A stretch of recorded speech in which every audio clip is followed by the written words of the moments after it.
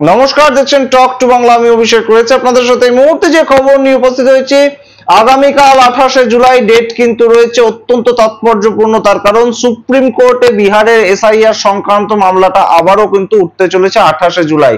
প্রথম মামলাটা শুনানি হয়েছে 10ই জুলাই, তারপর কিন্তু সেই শুনানিটা আবার 28শে জুলাই ডেট দেওয়া হয়েছিল এবং আগামীকাল যখন সেই দিন, ঠিক তার 24 ঘন্টা আগে এডিআর একদম সরাসরি কিন্তু সুপ্রিম কোর্টে একটা আমরা দেখতে পেলাম যে তাদের পক্ষ থেকে কাউন্টার এফিডেভিট জমা দিল এবং সেই এফিডেভিটে তারা কিন্তু একদম প্রশ্ন করলো ইলেকশন কমিশন অফ ইন্ডিয়াকে, এবং যে প্রশ্ন তারা করেছে এবং যে ব্যাখ্যা তারা দিয়েছে এই কাউন্টার এফিডেভিটে সুপ্রিম কোর্টে জমা দেওয়ার পর আমরা যা খবর পাচ্ছি এই মুহূর্তে রীতিমতন কিন্তু ইন্ডিয়ান ইলেকশন কমিশনকে একদম কোণঠাসা করেছে এবং রীতিমতন ফ্রড বলে আখ্যা দিয়েছে এডিআর। সামগ্রিক ডিটেলসে যাব এবং এই মুহূর্তে অত্যন্ত তাৎপর্যপূর্ণ এই এফিডেভিট। তার কারণ সুপ্রিম কোর্টে এই দুটো শুনানির ডেটের মাঝখানে প্রথমে ইলেকশন কমিশন তাদের যে বক্তব্য, তারা কেন আধার কার্ড গ্রহণ করবে না সেই কথাটা বলে কিন্তু তারা একটা এফিডেভিট জমা দেয় এবং তারপর আবার কিন্তু আমরা দেখতে পাই যে এই মুহূর্তে এডিআর সেই এফিডেভিটটাকে একদম কাউন্টার করে তারা তাদের মতন একটা এফিডেভিট কিন্তু আজকে জমা দিল এবং সেটা নিয়ে আজকের এই মুহূর্তে বিস্তারিত প্রতিবেদন শেষ অবধি দেখুন। অত্যন্ত গুরুত্বপূর্ণ বিহারের এসআইআর এবং এই সম্বন্ধে এই মুহূর্তে বিস্তারিত প্রতিবেদন আমরা প্রস্তুত করছি। তার আগে টক টু বাংলা ইউটিউব চ্যানেলটিকে সাবস্ক্রাইব করে দিন, এই ভিডিও বেশি বেশি করে শেয়ার করুন আপনাদের ফ্রেন্ড সার্কেলে।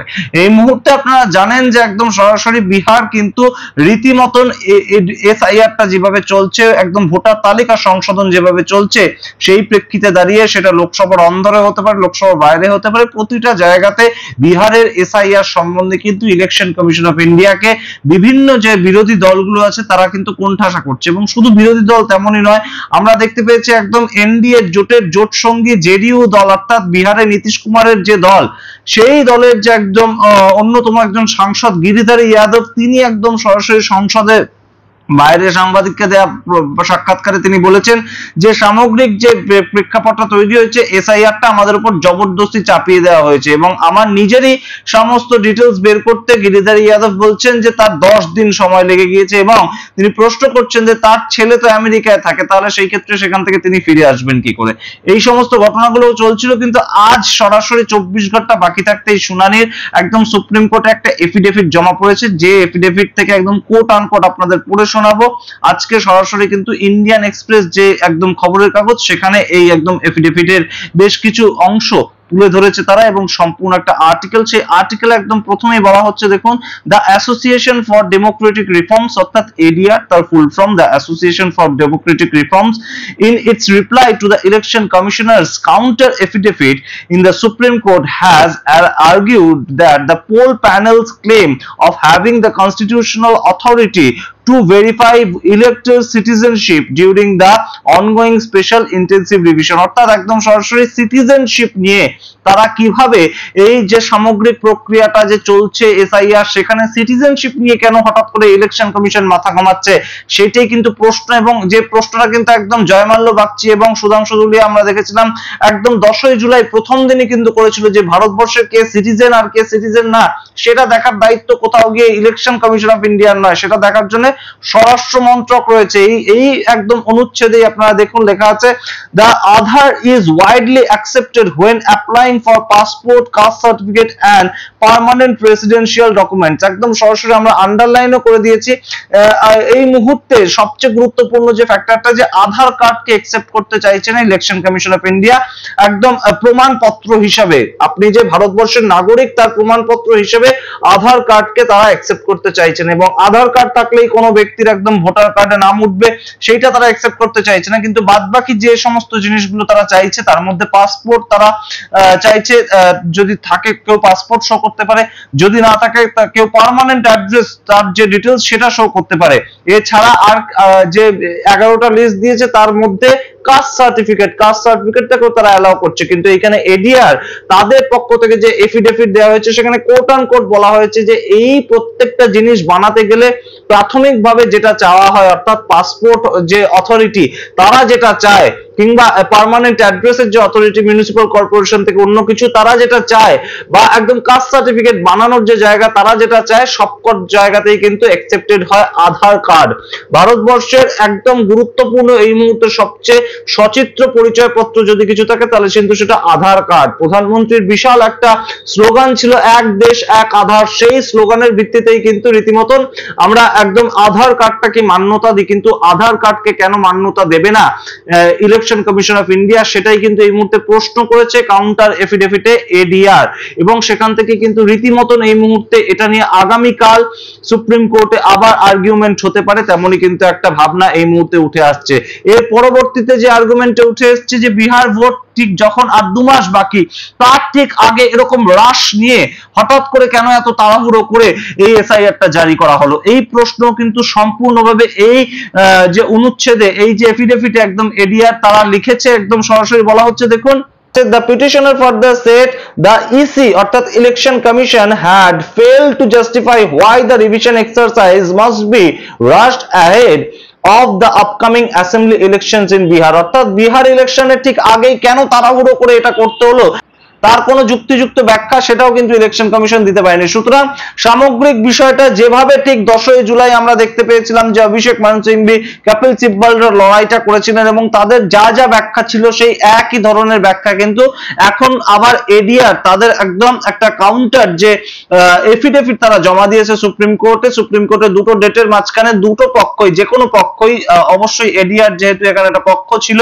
মামলা করার ক্ষেত্রে, একদম ইলেকশন কমিশন অফ ইন্ডিয়া তাদের এগেইনস্ট বা এই এসআইআরটা যে তারা জারি করেছে সেটার এগেইনস্টে একটা মামলা করার সময় এই এডিআর যারা অ্যাসোসিয়েশন অফ ডেমোক্রেটিক রিফর্মস তারাও কিন্তু একটা পক্ষ ছিল এবং তারা তাদের তরফ থেকে একটা এফিডেভিট জমা দিয়েছে এবং সেইখানে আবারও ফার্দার লেখা আছে কিন্তু describing the manner in which it is being conducted as a grave fraud, একদম কোট আনকোট গ্রেভ ফ্রড এই কথাটা কিন্তু লেখা আছে সেই এফিডেভিটে। এবং যেখান থেকে কিন্তু রীতিমতন একটা জল্পনা এই মুহূর্তে উস্কে উঠেছে যে কোথাও গিয়ে একদম সুপ্রিম কোর্টকে রীতিমতন কিন্তু এই মুহূর্তে একটা জানিয়ে দেওয়া যে এই যে ঘটনাটা ঘটছে সেটা কিন্তু ফ্রড হচ্ছে। রীতিমতন যেভাবে চলছে বিহারে এসআইআর প্রক্রিয়াটা, নতুন ভোটার তালিকার সংশোধন করার প্রক্রিয়াটা, সেটা কিন্তু সঠিকভাবে চলছে না। এটা কোথাও গিয়ে সুপ্রিম কোর্টকে একটা জানানো এবং সেটা অফিসিয়ালি জানানো, যেহেতু এফিডেভিটের মাধ্যমে জানানো হয়েছে। এখন দেখার বিষয় যে সুপ্রিম কোর্ট যে একদম সরাসরি বলে দিয়েছিল 10ই জুলাই একদম অ্যাডভাইস দিয়েছিল যে Aadhaar card, voter card, ration card এই তিনটে যদি কারোর কাছে থাকে, এই তিনটের মধ্যে একটা সাবমিট করলেই কিন্তু তাদের ভোটার তালিকায় নাম তোলার যে অধিকারটা সেটা অন্তত যাতে দেয়া হয়, এই একটা সাজেশন দিয়েছিল ইলেকশন কমিশন অফ ইন্ডিয়াকে, কিন্তু সেটা কিন্তু তারা মানেনি। এবং কেন মানেনি তার কি ব্যাখ্যা দিয়েছে তারা এফিডেভিট হিসেবে জমা দিয়েছে সেটা তো আমরা কালকে জানতে পারবো। ইলেকশন কমিশন অফ ইন্ডিয়ার তরফ থেকে কি যুক্তি দেয়া হয় সেটা আমরা অবশ্যই কালকে দেখবো। এবং অবশ্যই তার সঙ্গে এই মুহূর্তে এই যে এডিআর তারা যে একদম সরাসরি একটা এফিডেভিট জমা দিয়ে তাদের ব্যাখ্যাটা বলেছে এবং গ্রেভ ফ্রড করছে ইলেকশন কমিশন অফ ইন্ডিয়া, একদম সরাসরি ফ্রড করছে। এই মুহূর্তে এই যে রাশের ভিত্তিতে, তাড়াহুড়োর ভিত্তিতে একটা ইলেকশন আসার আগেই একটা যে ভোটার তালিকা প্রস্তুত করা, একটা নতুন ভোটার তালিকা সামনে আনা, সেই সামগ্রিক প্রক্রিয়াটা কিন্তু যে একটা প্রশ্ন চিহ্নের মুখে পড়ছে এই মুহূর্তে আমরা বুঝতেই পারছি। এবং দেখা বিষয় সুপ্রিম কোর্ট কি বিষয়টা নিয়ে তাদের মন্তব্য কি রাখে এবং সুপ্রিম কোর্টকে যে মানলো না এই election commission of India, supreme court বলে দেওয়ার পরেও যে আধার কার্ডকে তারা মান্যতা দিল না। 10ই জুলাই এর পর থেকে যে সমস্ত গত 17 দিন ধরে যেভাবে এসআইআরটা চলেছে, বিহারে যে ছবিগুলো উঠে এসেছে সেগুলোতে দেখা যাচ্ছে যে কোনোভাবেই তারা কিন্তু আধার কার্ডকে মান্যতা শেষ পর্যন্ত দেয়নি। সুতরাং এই যে মান্যতাটা দিল না, সেই ক্ষেত্রে কিভাবে সুপ্রিম কোর্টকে তারা একদম চ্যালেঞ্জ করলো, সুপ্রিম কোর্টের রায়টাকে না মেনে সুপ্রিম কোর্টের যে স্পিরিটটা, একদম দেশের সর্বোচ্চ ন্যায়ালয় তার যে স্পিরিটটা, সেটাকে কিভাবে চ্যালেঞ্জ করতে পারে ইলেকশন কমিশন অফ ইন্ডিয়া, সেটাই এখন দেখার বিষয়। সেই সম্বন্ধে সুপ্রিম কোর্টের বিচারপতিরা কি বলছেন এবং অবশ্যই কালকের দিনটা অত্যন্ত গুরুত্বপূর্ণ। তার কারণ একদম আমরা দেখতে পেয়েছি বাদল অধিবেশনের প্রথম থেকে একদম শুক্রবার পর্যন্ত বিরোধীদের তরফ থেকে কিন্তু একদম লাগাতার ধর্ণা, প্রতিবাদ সমস্ত কিছু করা হয়েছে। অন্যতম তার বিষয়টা ছিল কিন্তু বিহারের যে এসআইআরটা, এবং রাহুল গান্ধী বারংবার বলছেন যে বিহারের যে এসআইআরটা হচ্ছে সেখানে রীতিমতন কিন্তু একটা তাড়াহুড়ো করছে, একটা তাড়াহুড়ো করে একটা ইলেকশন কমিশন অফ ইন্ডিয়া সম্পূর্ণ বিষয়টাকে একটা ফেভার করে দিচ্ছে কোনো একটা পলিটিক্যাল পার্টিকে। এবং এই বিষয়টা কিন্তু রাহুল গান্ধী যেমন বারংবার বলছেন, ঠিক তেমন ভাবে তেজস্বী যাদবকে আমরা বলতে শুনেছি যে এমনিতেই বিহারে তার নীতিশ কুমারের সরকারকে এক্সটেনশন দিয়ে দিন, আমরা আর ভোটেই লড়বো না।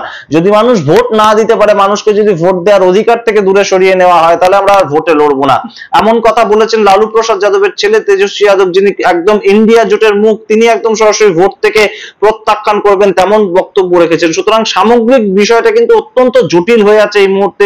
বিহারের ভোটকে কেন্দ্র করে, বিহারের যে একদম ভোট বাকি থাকতে 2 মাস বাকি থাকতে এসআইআর জারি করে দেওয়া হলো এবং সেটা গত 1 মাস ধরে চললো টানা, একদম জুনের শেষ থেকে জুলাইয়ের এখনো পর্যন্ত চলছে এবং আগস্টে শেষ হবে মাঝামাঝি সময়, এরকম খবর পাওয়া যাচ্ছে।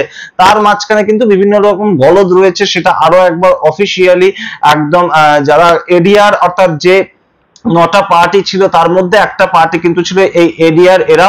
সুতরাং তারা তাদের একটা কাউন্টার এফিডেভিট দিয়েছে, যে ইলেকশন কমিশন অফ ইন্ডিয়া যে এফিডেভিটটা দিয়েছিল সুপ্রিম কোর্টে 10 তারিখের পর তাদের বক্তব্য নিয়ে, সেটাকে একটা কাউন্টার করে তারা তাদের পক্ষ থেকে একটা এফিডেভিট দিয়েছে। আপনাদের জানালাম সমস্তটাই তারা কি বলছে, একদম গ্রেভ ফ্রড কোট আনকোট এই ভাষায় কিন্তু একদম রীতিমতন কটাক্ষ করেছে ইলেকশন কমিশন অফ ইন্ডিয়াকে এবং সম্পূর্ণ প্রসিডিওরটা নিয়ে প্রশ্ন তুলেছে। আধার কার্ড কেন মান্যতা দেওয়া হবে না, যেখানে আধার কার্ড দেশের সমস্ত সংস্থাগুলো মান্যতা দেয়, তাহলে সেই ক্ষেত্রে কেন আধার কার্ডকে ইলেকশন কমিশন অফ ইন্ডিয়া মান্যতা দেবে না, সেই সমস্ত প্রশ্ন উঠেছে। কিন্তু এই মুহূর্তে সরাসরি কিন্তু দেখার বিষয় যে ফাইনালি বিষয়টা কোন জায়গায় গিয়ে থমকায় ইলেকশন কমিশন অফ ইন্ডিয়া এবং তার সঙ্গে 9টা পার্টির যে কেস সেটা সুপ্রিম কোর্টে জয়মাল্য বাগচি এবং সুধাংশু দুলিয়া তাদের বেঞ্চে ওঠার পর কি হিসাবে মামলাটা কোন দিকে গড়ায় আপনাদেরকে অবশ্যই ডিটেইলস জানাতে থাকবো। দেখতে থাকুন টক টু বাংলা। অবশ্যই টক টু বাংলার প্রত্যেকটি ভিডিও লাইক কমেন্ট শেয়ার করে দিন এবং অবশ্যই আমাদের চ্যানেলের প্রতিবেদন ভালো লাগলে অবশ্যই টক টু বাংলা ইউটিউব চ্যানেলটিকে সাবস্ক্রাইব করে দিন। আমাদের প্রাইম মেম্বারশিপ আপনারা নিতে পারেন জয়েন বাটন ক্লিক করে। ধন্যবাদ।